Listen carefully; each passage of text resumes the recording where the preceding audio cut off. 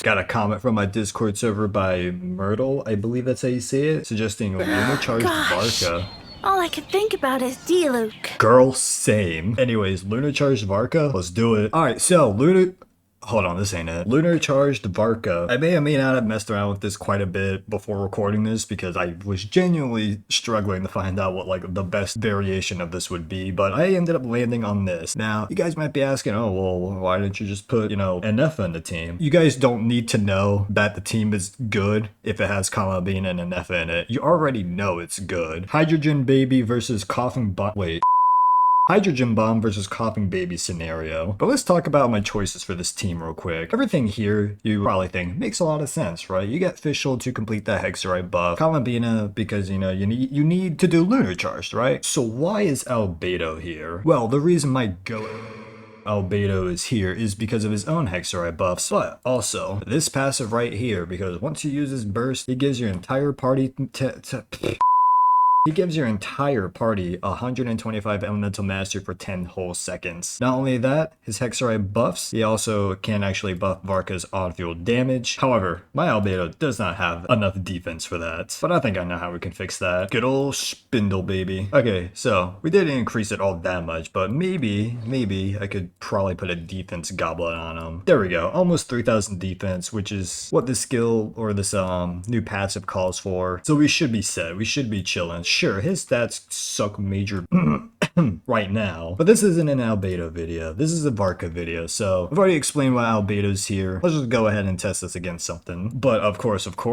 I gotta fill out this video a little bit, so off to the builds real quick. So for the big guy himself, Varka, we are rocking a solid 2200 attack right here with 42 crit rate and 207 crit damage. 0 animo damage bonus to speak of. You guys already know why that's the case. We currently have an R3 talking stick on him. I do actually have his signature weapon. I'm just still in the process of leveling it. I am severely broke on literally anything you could think of that's worth currency in this game. 4-piece a day carved from Rising Winds. Could there be another artifact set that would probably work better for this variation of the team? Oh, probably, maybe. Do I know what those are? No, absolutely not. We have him at C0 because I didn't go that crazy for him, and we got him at 666 talents. Very basic baseline I keep all my characters at, though. Someday I'd like to get these up a little higher. Columbina, very basic. She's at 34,000 max HP with 77 crit rate, 154 crit damage with 193 energy recharge, no hydro damage bonus to speak of. She has a R5 bonus codex, 4-piece Silken Moon Serenade, C0, and 6-8-10 talents. And everyone's favorite Delulu Blondie here. Hold on, I probably shouldn't say that like that.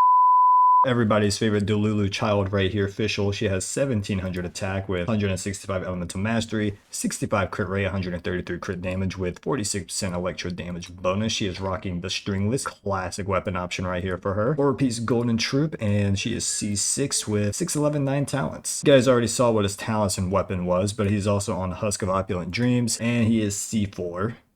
So with all that out of the way, let's take this against the damage test dummy real quick. Before we actually see what it does, I want to first see what a normal Varka team would do. Everything here should be about standard and builds. Durin may have a lot of energy recharge to compensate for his emblem set, and I just kept Venti on his Virtus and Veneris set, but other than that, everything else is just standard. So you guys already know the deal. 40 seconds, but this time we're actually going to fight against the 5 Hilichurls that this game mode offers us. That way we could reliably trigger Venti's burst to do the swirls and get the extra damage from his Hexerite buffs, yada yada yada. We also are doing 40 seconds as this gives this team enough time to do at least 2 solid rotations before time runs out. Now without further ado, let's just go ahead and let's go run it.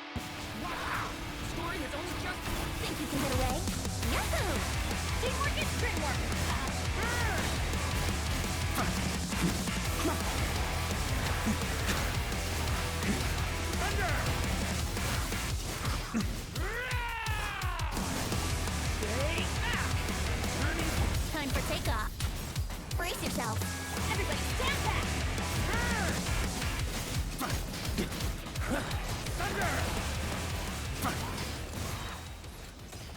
So you might be thinking, whoa, this does so much damage. Well, you gotta remember, this tallies up damage between 5 different enemies. So if we were to take this exact number here and simply divide that by 5, this only comes out to about 1,195,000 damage. So yeah, not super incredible, but I mean, when you are facing off against like 5 enemies like that, it's flashy, it's cool. Now let's go ahead and see what the Lunar Charge version of it does. Now again, considering this is between a lot of different enemies, I'm sure it's gonna probably excel better than this version of the team.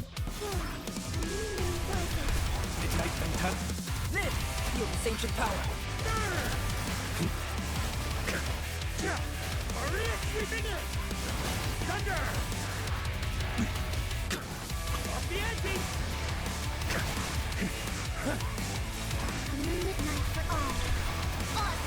Come into being.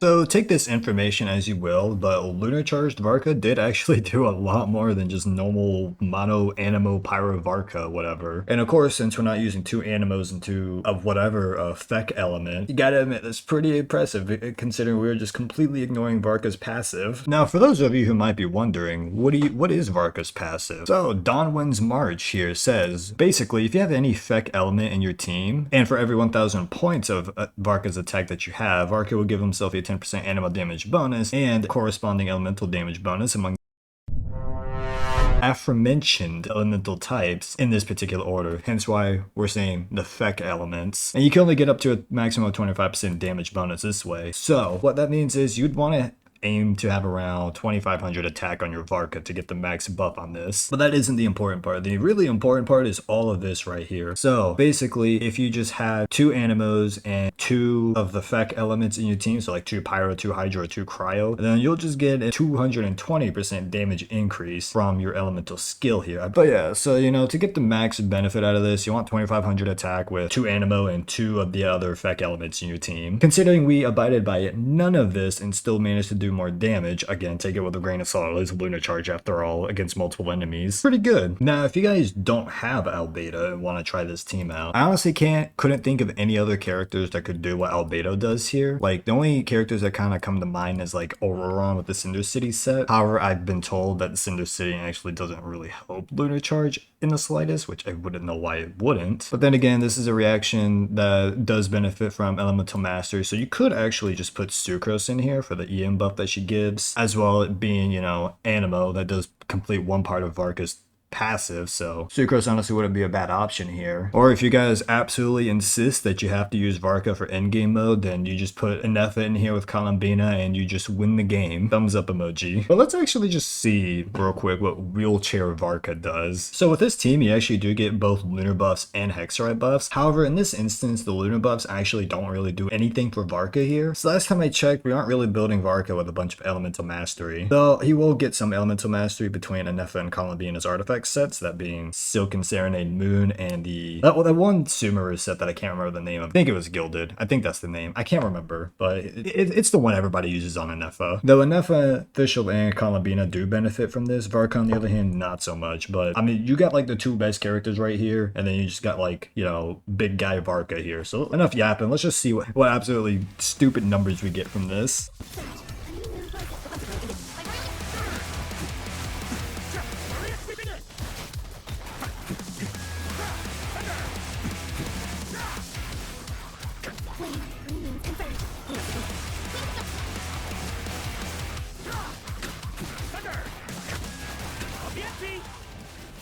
So, rather surprising result, we somehow managed to do less damage. Let's give that one more go, because surely that's not accurate. Probably doesn't help us Hilichars are just flying all over the place. We need some bigger enemies.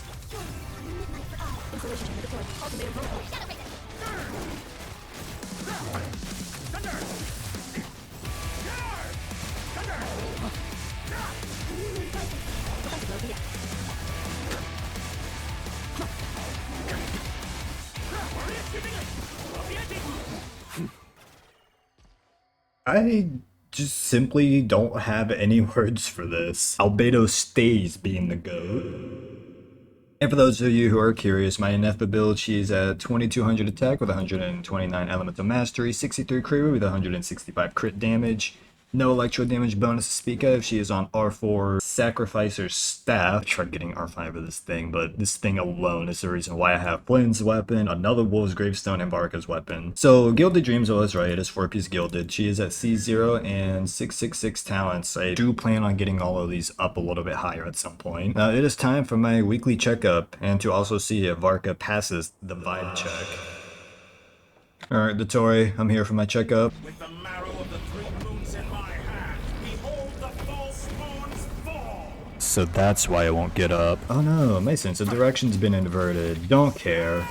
Now, disclaimer, I'm not gonna say I'm like the best Varka player out there. I've not had a lot of time to play every single character in this game, so forgive me if my rotations with some of these characters are, for lack of a better term, whack. Alright, yeah, that's right. Let me just not ignore the lesson I learned in the last video.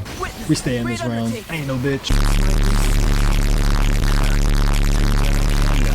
This is what happens when I try to be gangster. And that guy's already dead. Lovely. Varka, please, stop gliding. Stop gliding, please.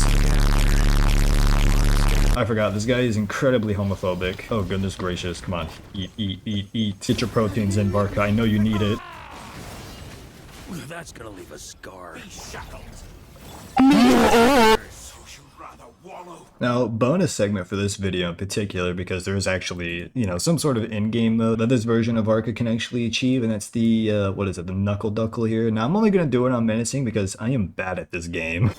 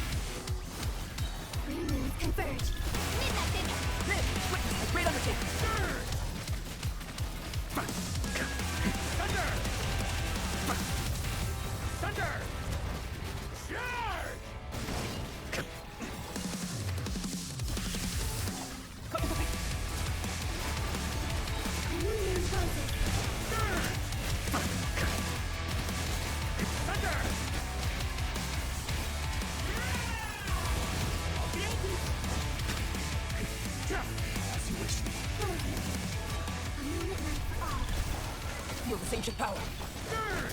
Oh no, but yeah, no, we got that, bro. We got that. Yo, Lunar Charge Varka actually kind of good. All right, well, we'll just take this a step further and try it on Fearless here.